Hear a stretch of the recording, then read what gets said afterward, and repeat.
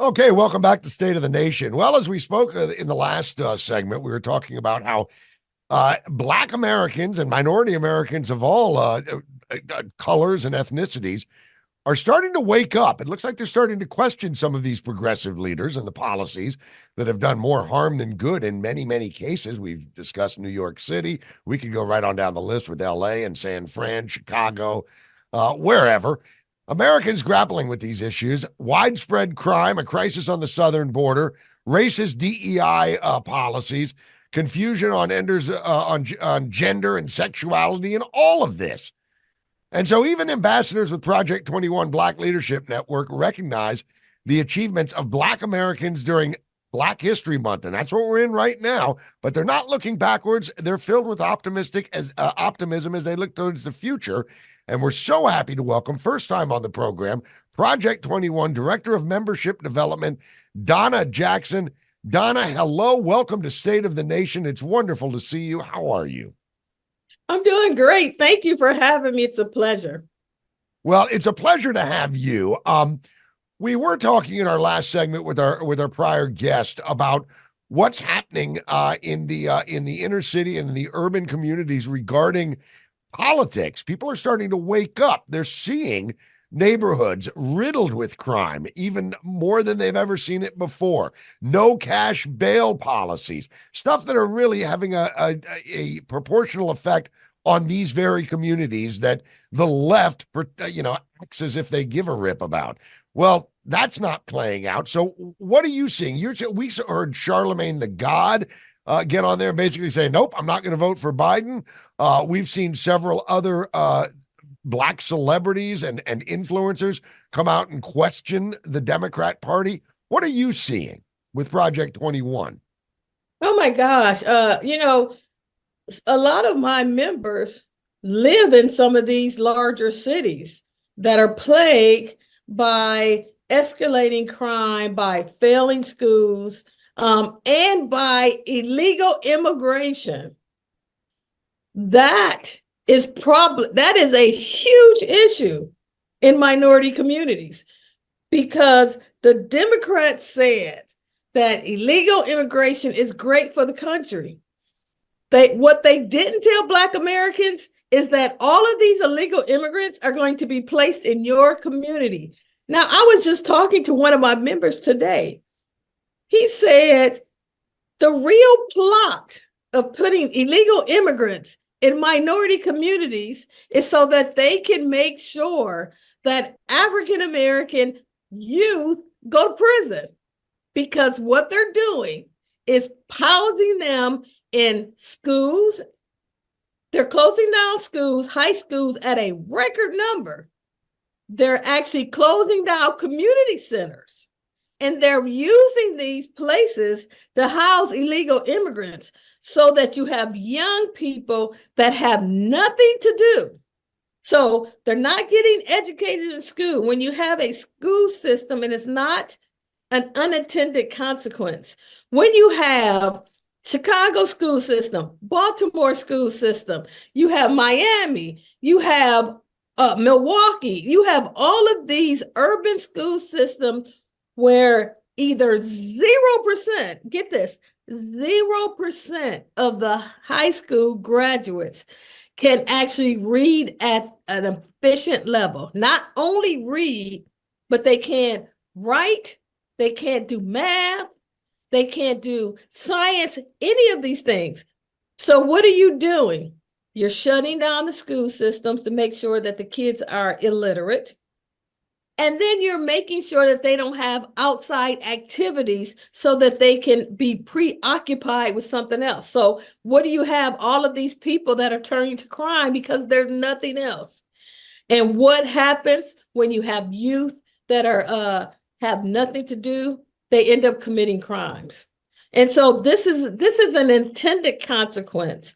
The Democrats and the liberal left like what I call government sanctioned terror.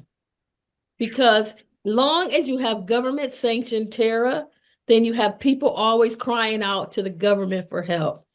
A lot of Black Americans are seeing that this is what they always planned from the beginning. Everything that the liberals say is always, wait, we're working on it. They've been promising Black people tomorrow, tomorrow. You know how long tomorrow has lasted when they said they were going to bring solutions to Black communities?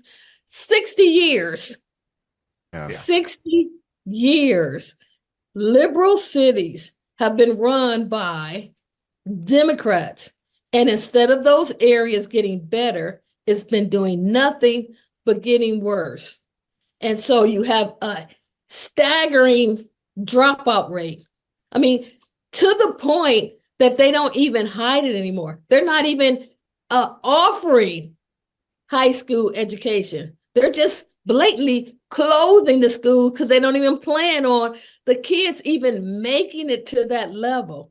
I mean, when you're in an urban city of millions of residents and you have one or two at best high schools, they never planned on you actually making it there. And that's because that was their intention. I'll tell you one thing, and I'm sorry I'm talking a long time. No, that's I okay. always say there's two ways to build the government: war and the poor. And let me tell you something, the poverty industrial complex is just as wealthy or probably more lucrative than the military industrial complex. The more poor people you produce, the more money you can have allocated to federal government agencies, resources, and these non-NGOs that make a buck off of them. If you go and do an analysis of all the money they allocate to poverty, only less than 30%, and I'm thinking that's high. It's probably less than that. Less than 30% of the resources they allocate for poor communities actually reach that community. 70 to 80% is actually going to administrators, NGOs, all of that. And so what they want to make sure they do is keep a pipeline going to prison systems, keep a pipeline going to where they destroy Black families. So they vilified Black men and made them the enemies of the community so that people never become financially responsible. You have households that are always financially unstable. And when you have financially unstable households, you have more government dependency. Yeah, absolutely. I'm glad you used the term government sanctioned terror and brought up that whole give us time to bring solutions and bring us money also. Bring us time, bring us money, and we'll provide the solution. It's a trope, it's a bumper sticker, it's a psychological operation because these problems they're talking about, these solutions they're talking about to problems are problems they themselves created on purpose, like bringing in the crime bill in the 90s, like bringing in 3 strikes you're out, like taking people's rights away in the 3 strikes program, ruining families, pushing for mass abortion and all this. And they say, give us time, give us more money, we'll fix it. What are you talking about? You're the one that caused these problems. You experimented on our African American populations here with these problems, and now you're widening the scope to the rest of the country. I mean, what do you think about that? I say that all the time. When I go and talk about poverty to individuals, you know what I tell them? You might think I'm talking about Black communities. I'm not. I'm telling you the experiment that worked. And now they're going to use it on the entire population. The whole thing is to make sure that people don't have control of their homes, their lives. So every time the Biden administration or the left talks about marginalized communities, they say it as such, we're having compassion. And they talk about, we're going to give these government subsidies. What they don't tell you is that there's contingency attached to those subsidies.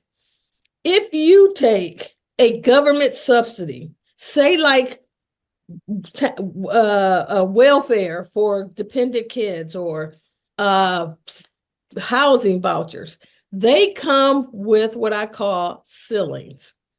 So what they tell you is We'll help you in the short run as long as you never help yourself in the long run. What do I mean? They have asset limits. Now, this is probably something you guys can't phantom. You're a household with a single mother, and they tell you, as long as we give you these benefits, you cannot accumulate more than $3,000 worth of total assets. Now, I don't mean you can have a total asset worth that. So I can have a $3,000 car, maybe a house, maybe something. No, that's total assets, cash on hand, bank accounts, insurance policies, 401ks, jewelry, bank accounts. You cannot have more than $3,000 in assets. So if I give you, for example, they have what they call, earned income credit, and they love talking about this. Oh, it helps so many families. Well, some people get $10,000 back. Some people get $15,000 back. That is absolutely true. What they don't tell you is you're required to spend every penny of that $10,000 to remain eligible the next year. You cannot invest it. You can't save it. You can't invest it. You cannot give it to and help out a family member. You can't save for a rainy day. So what you have is individuals, and come on, be realistic, especially in the DMV area where rents are high. You cannot save for an emergency. If your car, if you happen to be lucky enough to have one, breaks down, you will not have the money in your bank account. Why? Because the government said you cannot have assets in your possession. If you inherit a life insurance proceeds from a family member, you are automatically cut out. You are required to use all those benefits till you get down to zero to help you. Jesus. You cannot have, so what you have is a government system that penalizes a group of individuals that we use a reward wealthier individuals for being responsible, for saving for a rainy day, for making sure that they have enough savings. So if an emergency happens, then you can, be mindful of that. I mean, if your daughter, if your child happens to get sick and there's a medication that's not covered, and that medication happens to be pricey, guess what? You're in a crisis. So you have people who are living from crisis to crisis. And this is what the liberal policies offer African Americans. But that wasn't good enough, because one thing that happened during the last administration was that you had a president that says promises made, promises kept. And he didn't do it in 60 years later. He did it within the amount of time when he was in office, because we had what you call a blue collar boom. That means the people that were blue collar, working class people, their incomes and their financial positions were improving at a faster rate than those even at the top. Wow. So all of a sudden you have minority communities who historically fit in that bracket questioning, wait a minute, what have been told all of these years?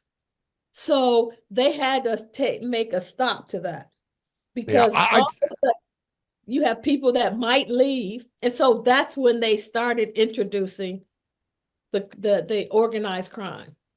Sure. I tell you what, Donna, it's just hearing you say this is just heart-wrenching, because I know it's true. It's been going on for a long time. You can go all the way back to the Great Society with LBJ. He set a lot of this crap up. And white liberals who feel so self-righteous about stuff basically force this, saying, we're helping. Well, what you're doing is you're paying people to remain poor. And for you to, and the way you put it, when you said, promises made, promises kept concerning Trump. They've been promising for 60 years. It's reminiscent of a bar that puts on their sign on the outside, free beer tomorrow. Well, it's never, ever coming, but that sign will be there forever. Free beer tomorrow. Well, what about the beer that's, no. It says free beer tomorrow, not today. Come back and see us tomorrow. I mean, it's just really insane. Let me ask you, we've seen some of these. I mentioned Charlemagne the God, and I mentioned some other African-American influencers and celebrity types. Snoop Dogg, for all of all people, came out and said he's looking at Trump again. So we're seeing this with black males. Are we seeing it with black females? Oh, the sad. I'm gonna tell you. We got about a minute, not even. Black males are the ones that are being vilified by the left, and so those are the people that actually see a different conservative administration as being helpful for them. Because remember, you cannot have this terror if you have a male in the house that's going to protect his family. There you go. Okay, well, Donna, we're about to get cut off by the computer, but Donna Jackson, thank you so much. Find out more at Project 21. We hope to have you back. It was a wonderful talk. Have a wonderful day. Thank you for having me. Yeah, we'll do it again.